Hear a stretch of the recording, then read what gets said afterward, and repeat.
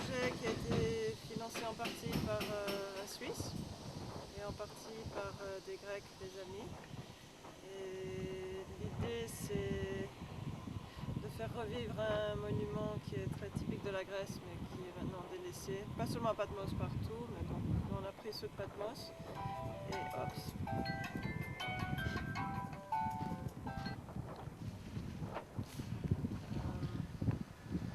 Qui a eu l'idée de t'employer comme architecte? Monsieur Pictet. C'est Pictet. Monsieur Pictet, oui, parce qu'on se connaît depuis la Suisse. Mhm. Bon, moi j'ai des liens. Lui il cherchait des moulins. Nous on l'a amené ici puisqu'on a des liens avec l'île, avec des membres de ta famille, n'est-ce pas? Et voilà, donc il a beaucoup aimé la location, la position. Il s'est bien entendu avec le monastère. Tout a été réglé assez rapidement. Et puis on s'est mis au travail. Sympa. Assez rapidement en Grèce, ça veut dire que ça a pris 3 ans pour régler tous les détails et les permis. On a commencé le travail en août, donc 11 mois.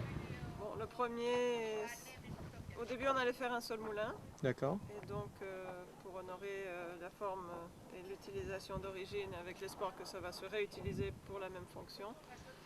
Donc c'est un moulin qui produit de la farine.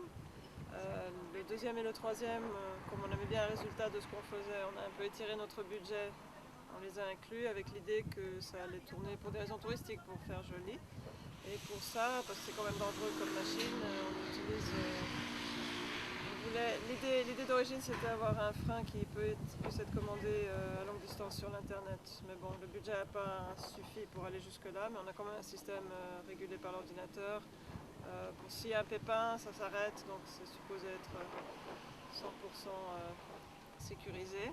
Et le troisième, il attend encore. On a mis un frein temporaire, donc je peux vous raconter celle-là, en attendant de voir ce qui va se passer avec celui-là. L'idée, en continuation, c'est de pouvoir produire de l'électricité avec ces deux. Ça fait un petit moment qu'on écoute pour l'énergie solaire, alors pourquoi pas l'énergie éolienne, comme ça. Parce que là, si on réfléchit bien, on a retapé le moulin avec les tabons des services de patrimoine, parce qu'on est contrôlé par là. Et nous, on a fait le meilleur possible par rapport à la construction, pour que ça puisse durer beaucoup de temps. Et là-dedans, on peut casser si vous voulez. Et si on peut le dire comme ça, on peut installer, casser un système qui va utiliser les tours de l'axe pour faire l'électricité.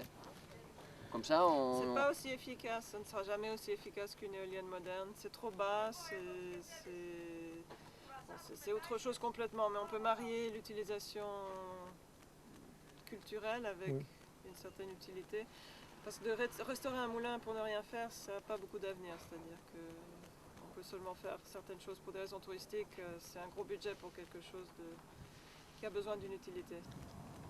Et il paraît qu'il y a d'autres moulins qui ont été retapés, mais ce n'était pas réussi comme cela. Voilà. En espérant que c'est un projet qui est le début de quelque chose de nouveau en Grèce et espérons à travers le monde entier. Écoute, c'est l'histoire de l'énergie. C'est aussi un rappel qu'avant qu'on produise l'électricité avec le pétrole et tout, on avait d'autres formes d'énergie qu'on peut réutiliser. Et aussi, il y a toute l'histoire de la nourriture, donc le grain et le grain moulu. Donc on essaie de raviver un maillon d'une chaîne qui a à voir avec le pain et la nourriture et tout ce qui est en fait la liberté de choisir ce qu'on mange finalement.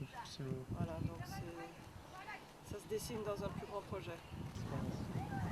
C'est pas fini. Non. On honore l'île de Patmos.